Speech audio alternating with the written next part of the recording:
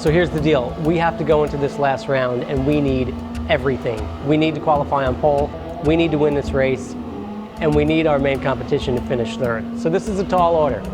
But if we don't give it our all, then there's no reason that we should be even showing up at this race. We're going in with the mindset that the car is going to be perfect, which United Autosports is going to deliver for us. Patrick and I have experience at this track from racing in LMP3 last year, and we won at this track, but you can never be too prepared.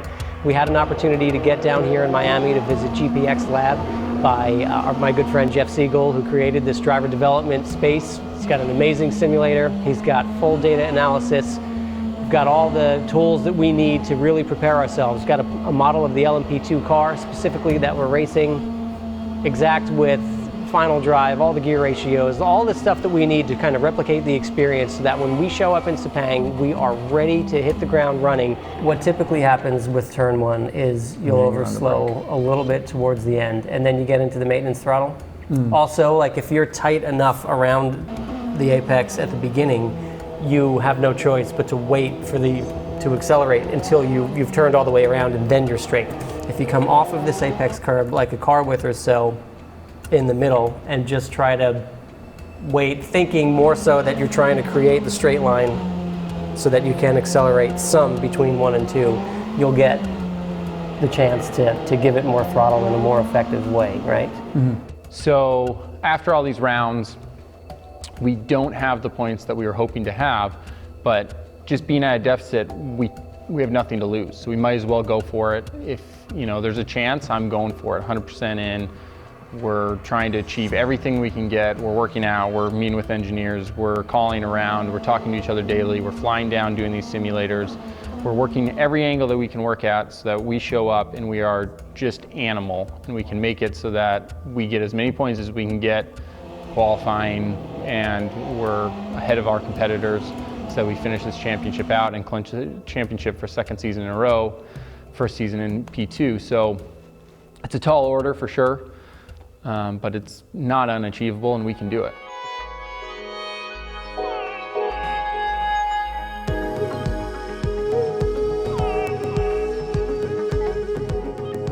So on Thursday we had a half day to kill before we needed to check in with the team, do the track walk that evening. So we went into the city of Kuala Lumpur, which is about an hour from the airport. Gonna head into town, check out the Petronas Towers, maybe the Batu Caves. And man, we saw some cool stuff. We went up the Petronas Twin Towers, such a cool building. Architecture is really neat. It looks very like X-Men state of the art, even though it was built in '98 or so. Then we went to the Batu Caves, really cool. It's a bunch of stairs, very steep stairs that head up into these caves. Giant sculptures, there's monkeys, it's hot, there's tons of people. It's a temple in the middle of this, I want to say it's a mountain, right? And then there's caves in it. I don't know anything about it. Sorry. And you don't really get to read a lot of the information because it's not in your language. So we're visiting all these really cool places on all these trips, but typically we're not really learning much about the history of what it is we're seeing until we get on the old Google and check it out. So, but really interesting to see this stuff.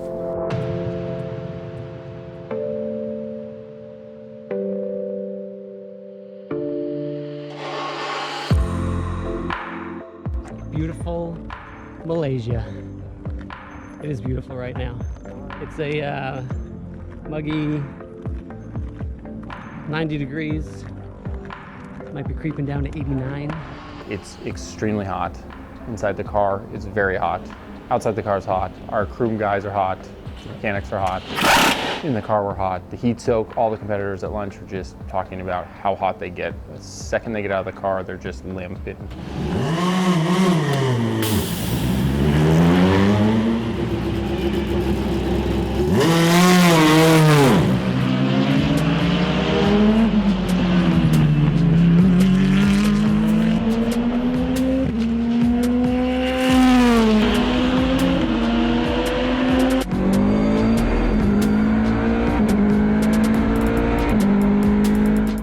To tell you, this team, United Autosports, they are fantastic, and the amount of effort that's gone in to this program and with a lot of the issues we've had with our car in particular has been phenomenal. So clearly, hats off to these guys. The problem is with a race car, anything can go wrong at any time. We're back in the garage. Engine issues are getting worse. It's really confusing because as soon as we got the car out of the container, the guys out here for this race, the guys went full on the car to inspect everything from Thailand, you know, because right after the race they had to ship the car, basically get it into a container and ship it here. So they changed the engine, they changed all the sensors, they changed so many things to try to make sure they had a bulletproof plan coming here. And although it's a different form of issue, we still have a major issue. And they're working as hard as they can. You can see behind me, they're just destroying their tools, going at it. The car's hot. It's not running. The thing is blistering hot, and they're all over it. It's not a good situation, but hopefully these plug wires and these plugs change it around for us, and yeah, then we can finally get to work on our lap times.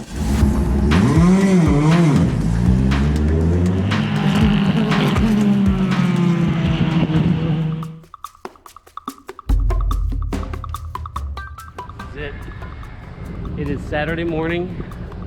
Today we've got FP2 and qualifying. And as of right now, we have a race car that doesn't want to race. Ongoing, looming engine, electrical, power issues. It has been throwing us for a loop like nothing I've ever seen before. This has been an extremely complicated and frustrating situation for the team, for us. We've essentially gotten no productive practice time in since we've been here. We've just been changing parts and heading back out on track to see if it eliminates the issue, and nothing has been resolving it. So, you know, we're a little bit behind now, even if the car does run well, which would be great, obviously what we're hoping for. We have a lot of catch up to do, and not a lot of time to do it. The boys stayed here all night. They took the whole car apart. They tried a bunch of different stuff. I mean, this is it. It's down to the wire. The guy just got in the car. Morning practice started. He's out there waiting for his transmission to hear how the car is, how the power is. Fingers crossed.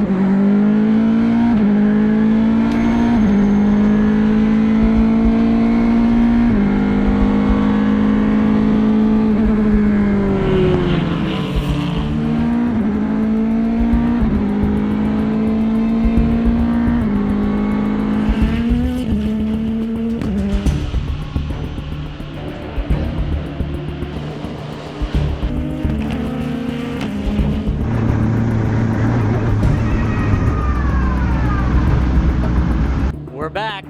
We're in the game. Thank God. Car ran well. No issues.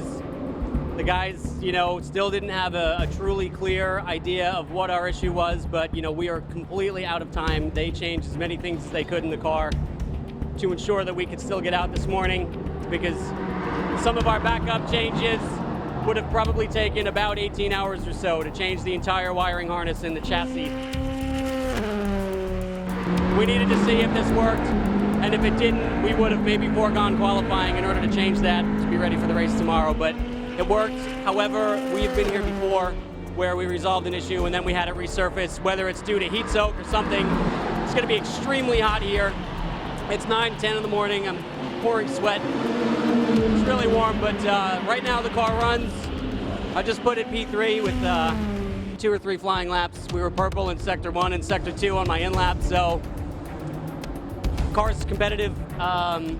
It runs well, no misfire, no electrical issues.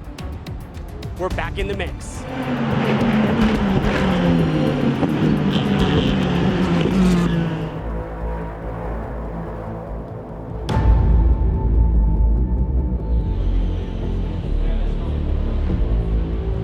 Okay, qualifying once again. Stepped on our own feet a little bit. Car's running great. Patrick had a little bit of a technical violation in the practice session, which involved them removing all of his laps from that session. And since he or Solly did not drive at all in FP1 because of our mechanical issues, technically he has not logged an official lap this weekend. So the choices are the silver rated driver starts the race from the back of the field. That would be me. That's not what our strategy should be. Or he logs the lap in qualifying within 110% of the pole time. And then we pit, change drivers, I get in, finish qualifying, and then we can start the race as normal. But, you know, try to really get the brake temp up before you start your first flying lap. Patrick's gonna start qualifying. We're doing a little tag team situation. I'm gonna get in, and then I've got 2 flying laps only before we're out of time to try to put this baby on pole. Most cars are doing that on like lap 5 or 6. So we'll see what I can do in 2 laps, but I'm ready. Tear it up, buddy. Low fuel, stickers.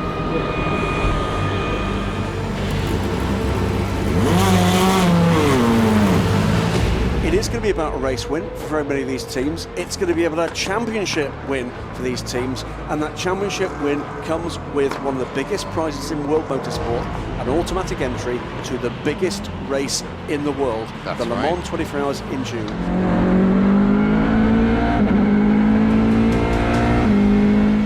That is the 23 car with Patrick Byrne at the wheel for this final race of the season. Remember last year's LMP3 champion, Patrick Byrne. Here is the 23 car. This is the LMP2 AM contender from United Autosports. And that car now in the hands of Guy Cosmo, so they have changed drivers during the session. We qualified 6th overall. We're second in class.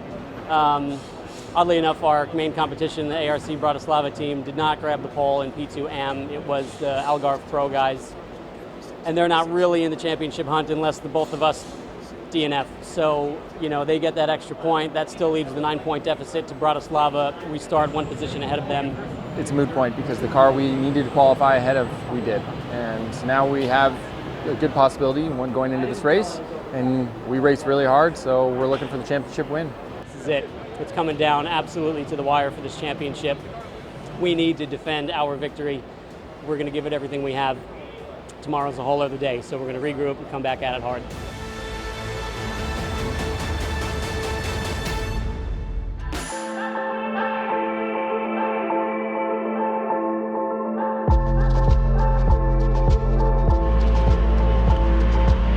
Here we are, race day, last race of the season, Sepang International Circuit. It's epic. Got to take this moment in, you know? The sun is shining. I'm not going to be happy about that in a couple hours when it's 1,000,000 degrees in the race car. We have a race car that runs well. It's strong. We're relatively quick. We're a little behind the 8 ball, but it doesn't matter now. It's race day, and we are here to bring it. We can still win this championship. You got this. You are the man. You are the best race starter I know. We are putting everything on the line today to make that happen, and we are prepared. We're pumped. I think we can do this. A lot of hard work, a lot of dedication. I'm starting, so what's going through my head is not to mess it up and be as fast as I possibly can be. We need to get as big a gap as we can on that ARC car, and we know that the starting position is that time. So that's what I'm hoping for, and that's what we're going to try and do, and that's the mission. And this race will be underway for the final 4 hours of the season. They wait, they wait, they wait. Pipo Derani goes a little early, and he gets the jump on the rest of the field. I was starting the race first stint, incredibly hot out there. On the start, the right side line took off, they jumped the start, and with that, I mean, the other cars behind it have no choice but to take off with them. The left side stayed put, which really puts us at a disadvantage behind them. I tried my best. I got a great start for what we could do for all the guys in my row. Fought hard, got up quite far, served the drive-through penalty. Apparently Patrick got called for a warning for crossing over the pit exit line, but I mean, are you serious? The race hadn't even begun. Somehow we managed to get ourselves a penalty.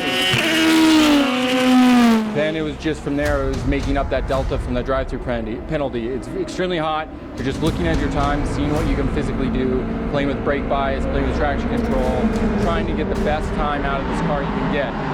With this heat, you're losing rears, the braking starts getting difficult. They're already going to be feeling the heat, not just from the pressure exerted on each other, but from that 32-degree heat and rising. He had a great stint. He drove really well. His performance was actually right on par with what the guys in front of him were doing, so he's doing a really good job. He closed the gap to the car in front of us and ultimately passed them. He said it's hot. He said it's really hot. He probably could have driven longer if he had to, but I don't know about double stinting. And depending on how the race falls out, Solly might have to do a double.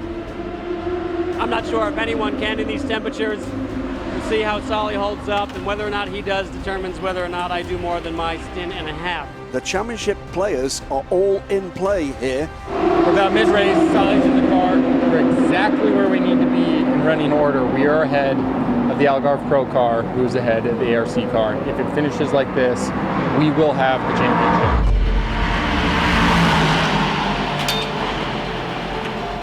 Yeah, Solly did a great job. He's running those times. That's exactly what we needed from all of us. Now Guy Cosmo is in the car, and the plan is, of course, for him to bring it home. It's an hour and a half still to go in this. The safety car is out on track. They have picked up the leader. There are the two LMP2 cars. Then you've got the United Autosport cars that are going to be looking to get by as quick as they possibly can.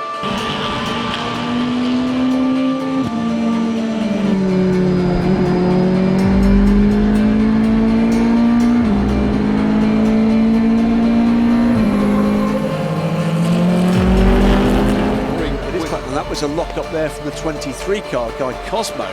He's under pressure though from the Panis Bartes car. That is a battle for third position overall. This is, well, it is coming together, isn't it? It is. 45 minutes or so here.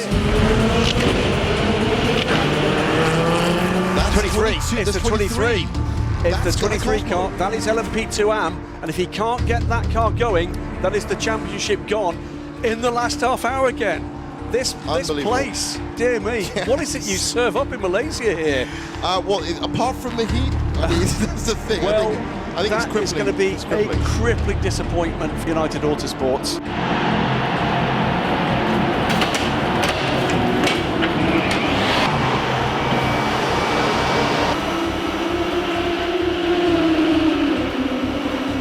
We defended our victory as best as we could. We had some pretty good pace. Did what I could, and we were unsuccessful. Gearbox issue. I lost first gear, exiting one of the corners. Revved up, tried going for second, had a little trouble getting into second. It doesn't look like he's even going to make it to the pits at this pace unless he I think he's going to pull it off. He knows he's in trouble there. That is awful luck.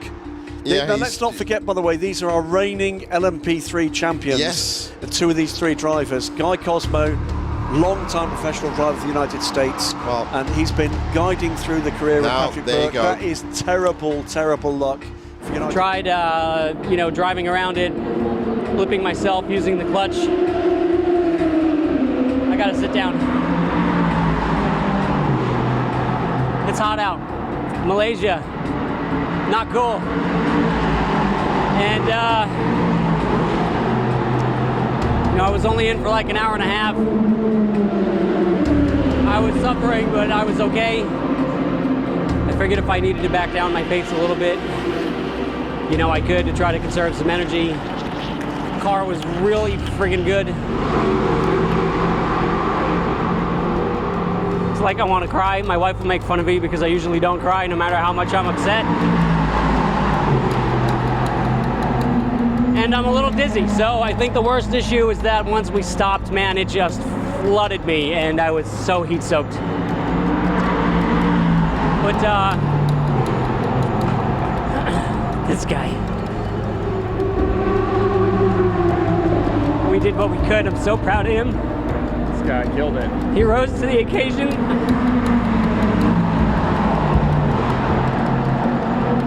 I can't thank you enough. And your dad. And our sponsor, Torxen. I can't even speak now. So yeah, I'll talk a little bit more in a bit when